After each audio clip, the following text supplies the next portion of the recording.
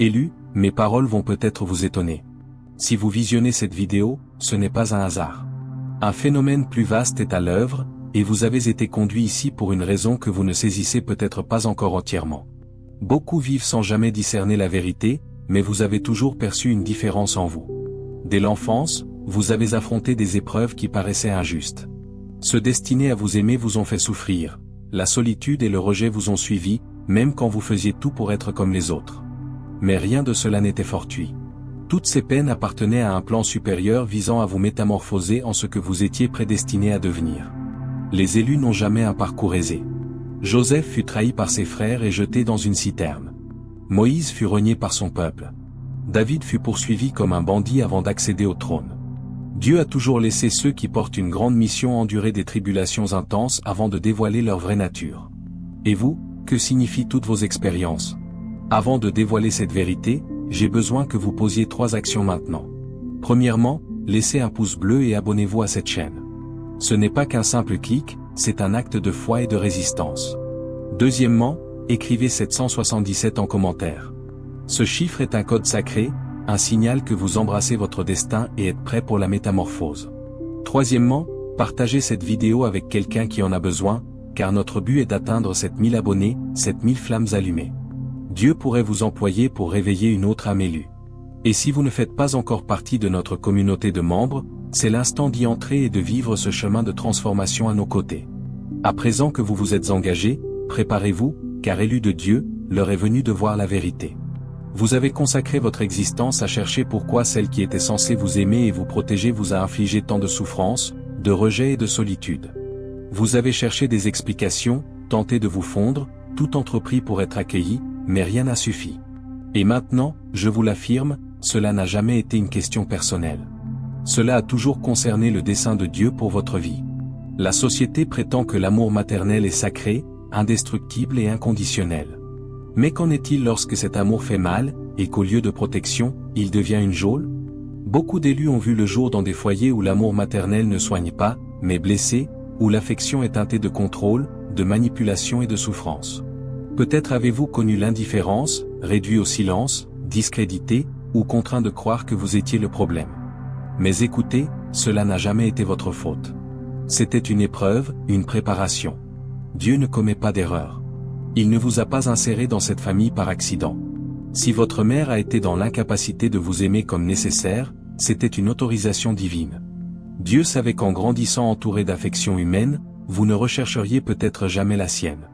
Il vous a laissé éprouver la froideur du rejet pour que vous sachiez où trouver la vraie chaleur. L'abandon n'était pas un châtiment, c'était une émancipation. La vérité que peu osent exprimer, c'est que toutes les mères ne sont pas envoyées pour vous guider. Certaines sont placées sur votre route pour vous tester. Elles incarnent le choix, demeurer captifs du passé ou progresser vers l'appel que Dieu a pour vous. La Bible l'énonce clairement en Matthieu 10 verset 36, « Les ennemis de l'homme seront les gens de sa maison ». Combien de fois vous êtes-vous senti comme un intrus dans votre propre famille? Combien de fois votre essence a-t-elle dérangé ceux qui auraient dû vous chérir? Ce n'était pas une faute, c'était un indicateur. Saisissez ceci maintenant, l'abandon ne vous a pas anéanti, il vous a trempé. Ce qui semblait être un rejet était en réalité Dieu en train de couper les attaches qui auraient pu entraver votre croissance. Si votre mère avait été exactement ce que vous souhaitiez, peut-être ne vous seriez-vous jamais éveillé à votre véritable nature. Vous vous seriez peut-être conformé, installé dans un confort, égaré dans le monde. Mais Dieu ne l'a pas permis. Il vous a extirpé de ce qui aurait pu être votre prison. Joseph fut vendu par ses propres frères. Moïse fut arraché à son foyer et élevé par un peuple étranger. David fut ignoré lorsque son père présenta ses frères aux prophètes. Aucun ne fut élevé avant d'avoir été abaissé. Et maintenant, observez votre propre vie. Dieu a toujours opéré ainsi avec les élus. Le monde enseigne que l'abandon signifie échec et indignité, mais le monde ment. L'abandon, lorsqu'il provient de certaines personnes, est une délivrance. Si Dieu a permis que vous soyez rejetés, c'est parce qu'il savait déjà que votre destinée était trop vaste pour être sculptée par des mains humaines. Si vous aviez été accueillis, peut-être n'auriez-vous jamais recherché votre identité spirituelle véritable. Si vous aviez été protégés, peut-être n'auriez-vous jamais développé la force que vous détenez aujourd'hui. Si vous aviez été aimé comme vous le désiriez, peut-être n'auriez-vous jamais saisi que l'amour le plus puissant ne provient pas de la chair, mais de l'esprit. Et c'est pourquoi Dieu vous convie à percevoir cette vérité aujourd'hui. Ce que vous avez enduré n'était pas un incident isolé. Vous imaginez que cette histoire a débuté avec vous? Non, Élu, ce cycle se répète depuis des générations. Peut-être votre mère fut-elle le produit du même rejet, du même manque, du même schéma de souffrance.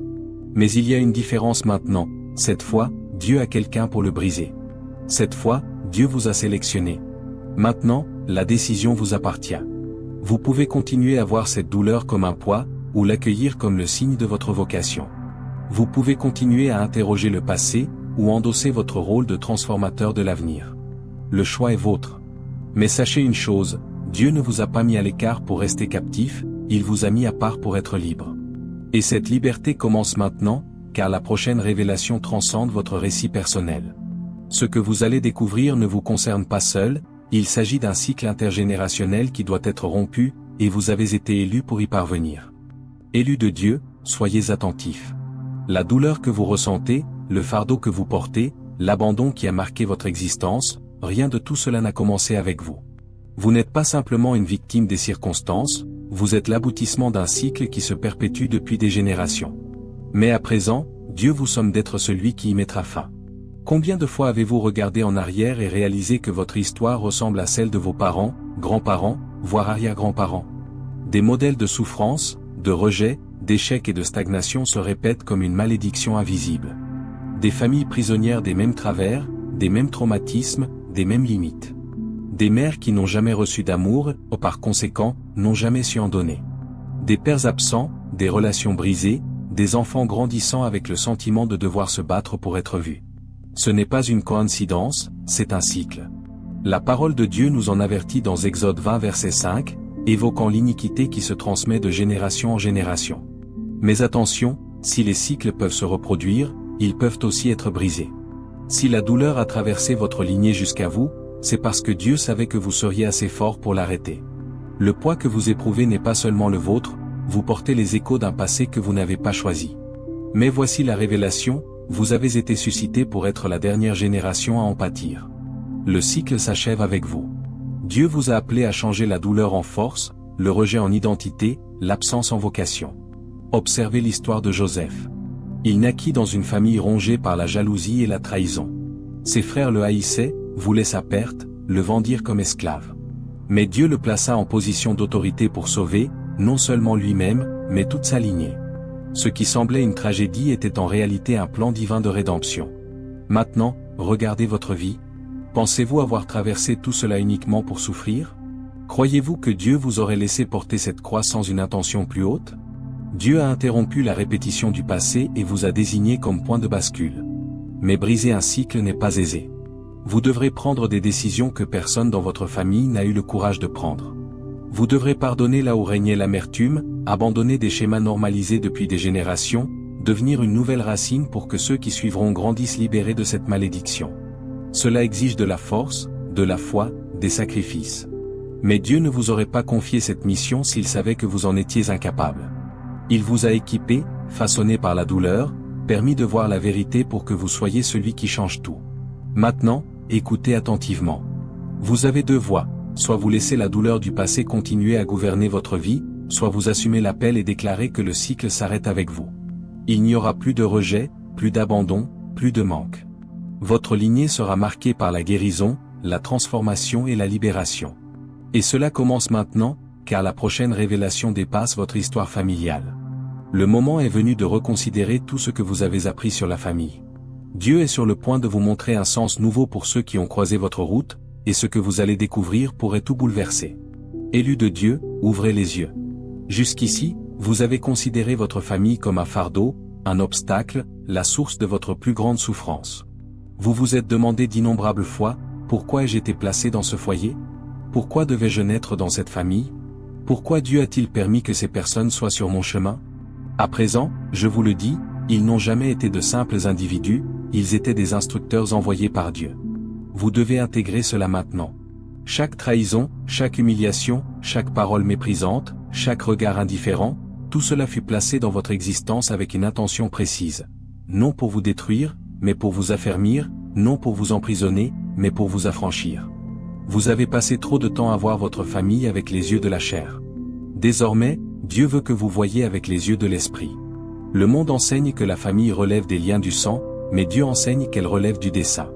Toutes les familles ne sont pas des refuges.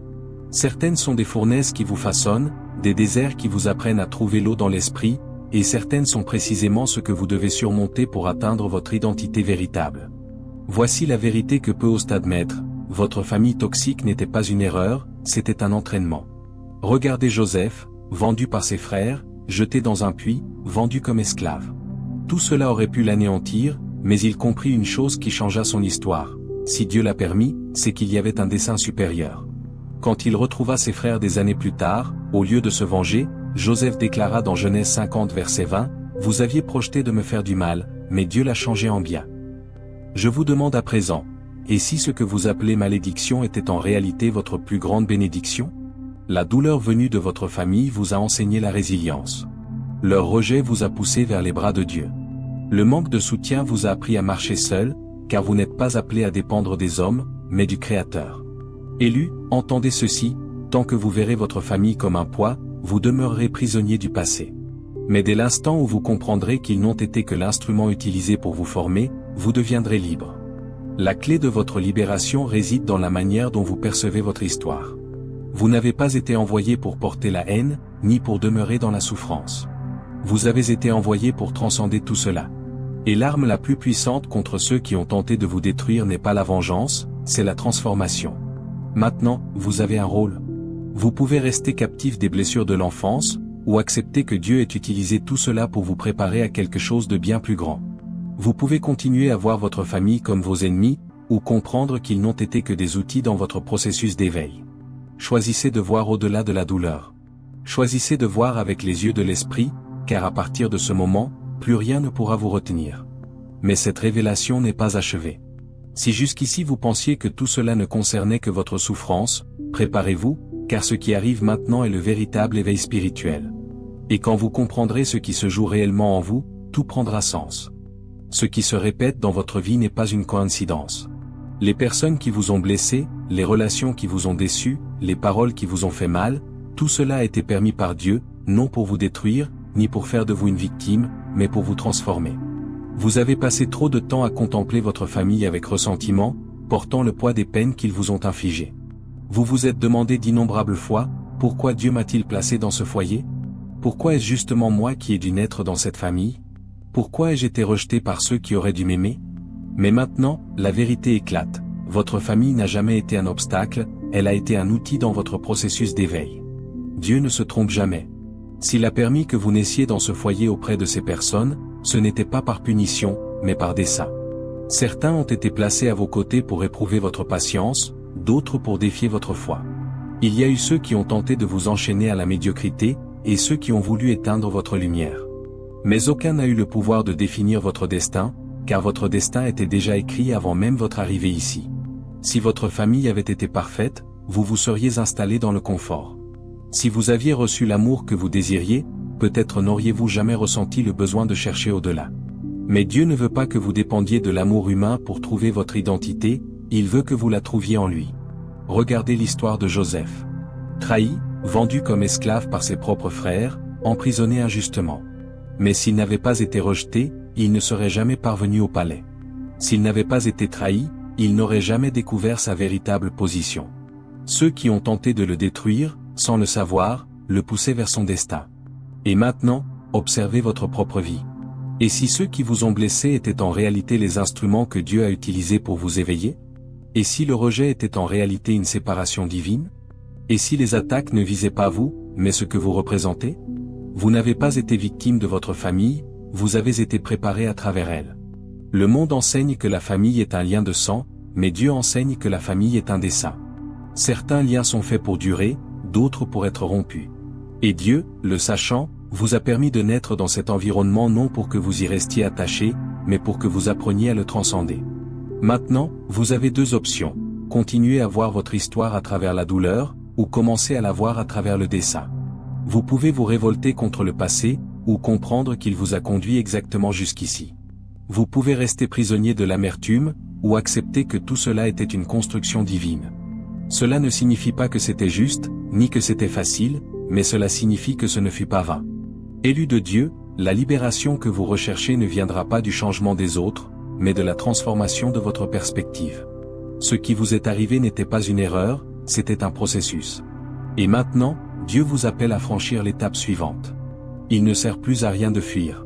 Vous avez ressenti cet appel toute votre vie. Vous avez toujours su que quelque chose en vous était différent. Mais pourquoi persistez-vous à chercher des réponses au mauvais endroit? Dieu a toujours été aux commandes.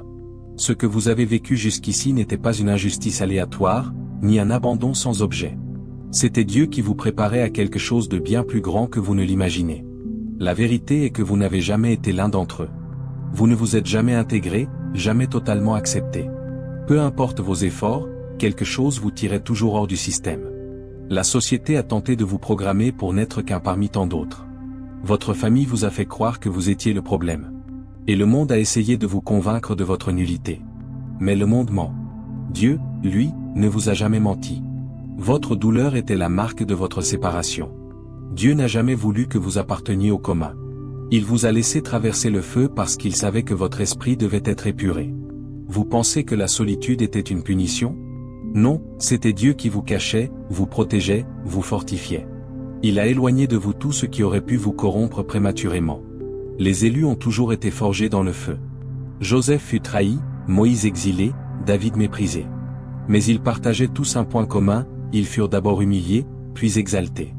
Ce n'est pas une coïncidence, c'est un modèle divin. Et vous êtes dans ce modèle. Maintenant, regardez votre vie. Qu'est-ce qui a changé? Vous avez changé.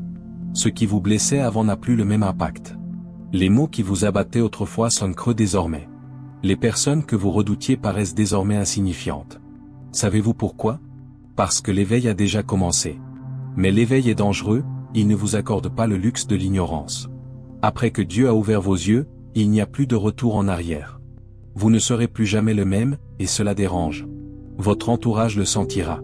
Certains vous attaqueront, d'autres tenteront de vous ramener dans le système. Mais aucun ne peut altérer ce qui s'est déjà produit en vous.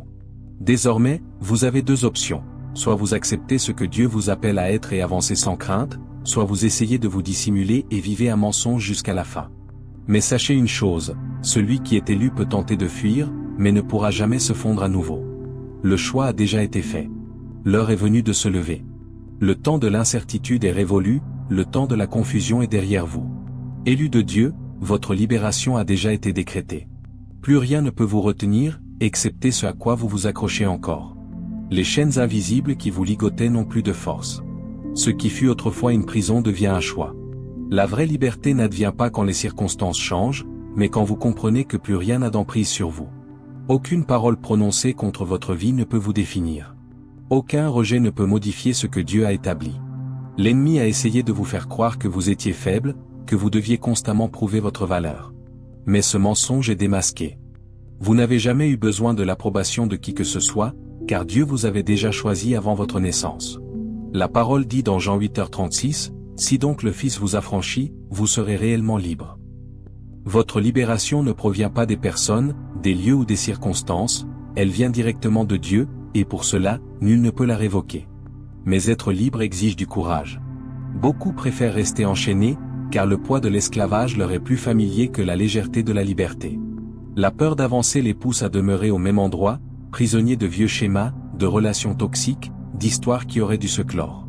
Mais ce n'est plus votre chemin. Ce qui est resté derrière ne vous appartient plus.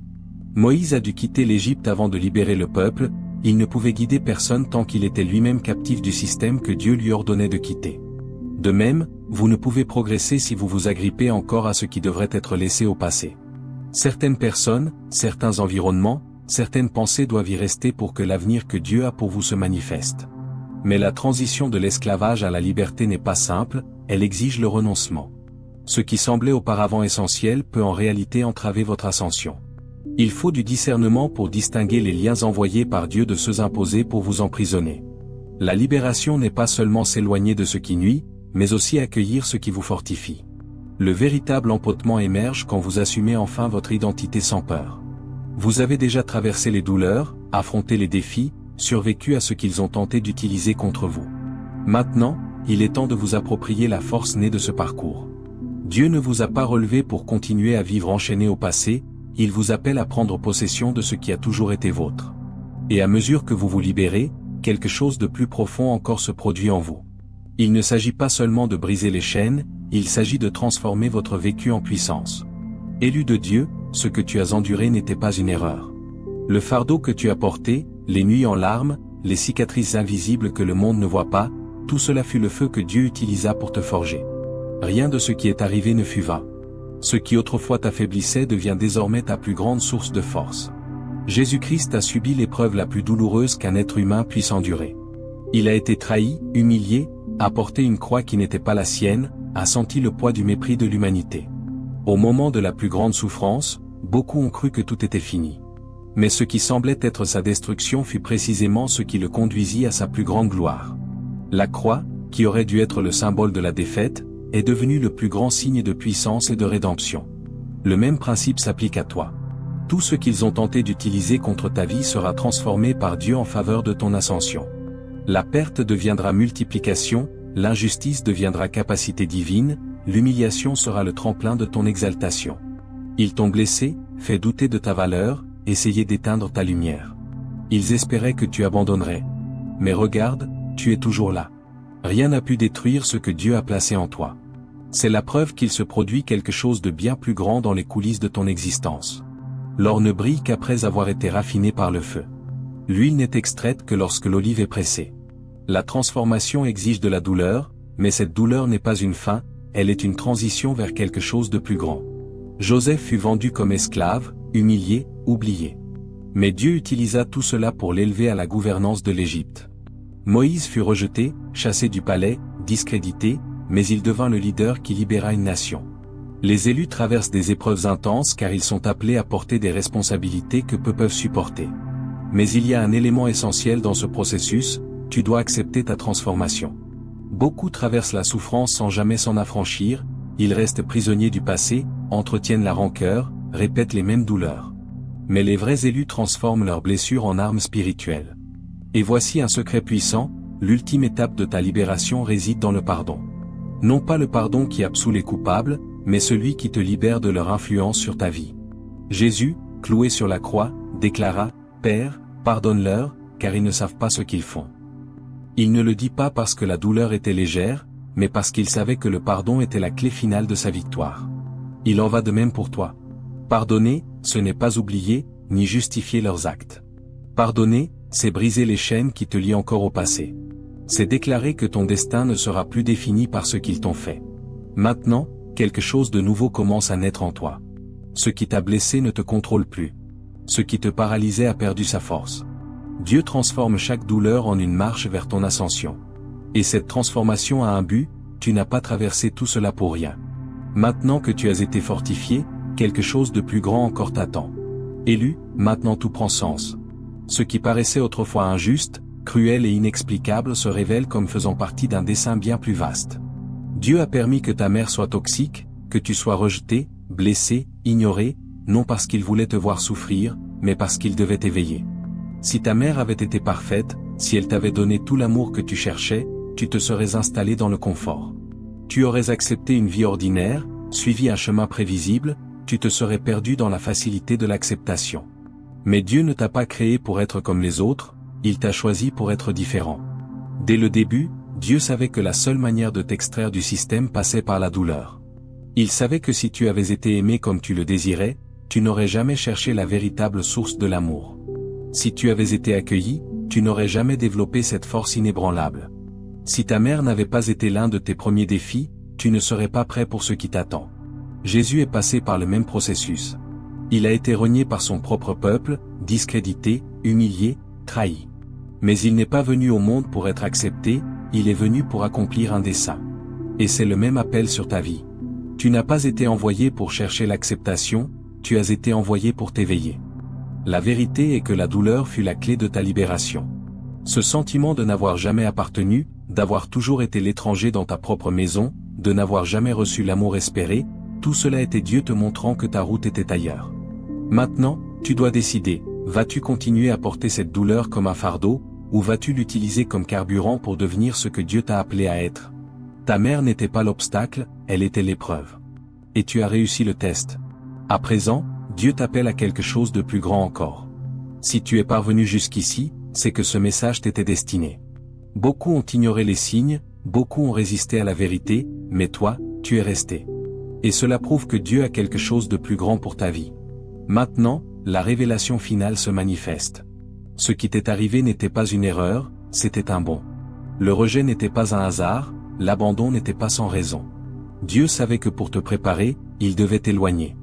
Le monde a tenté de t'effacer parce qu'il a toujours su que tu portais quelque chose de différent. Mais ce qui était prévu pour te détruire est devenu ce qui t'a fortifié. Désormais, rien ne peut t'empêcher ce que Dieu a déjà décrété pour toi. Tu n'as pas seulement survécu, tu es renaître. La parole de Dieu confirme ce moment, voici, je vais faire une chose nouvelle, elle germe déjà, ne la reconnaissez-vous pas? Je vais faire un chemin dans le désert, des fleuves dans les lieux arides. Ésaïe 43 verset 19. Cette promesse s'accomplit dans ta vie. Le passé ne peut plus te retenir. Le changement a déjà commencé. Maintenant, avant de poursuivre, fais cette prière avec moi. Mais ne te contente pas de répéter des mots, ressens chacun d'eux dans ton esprit.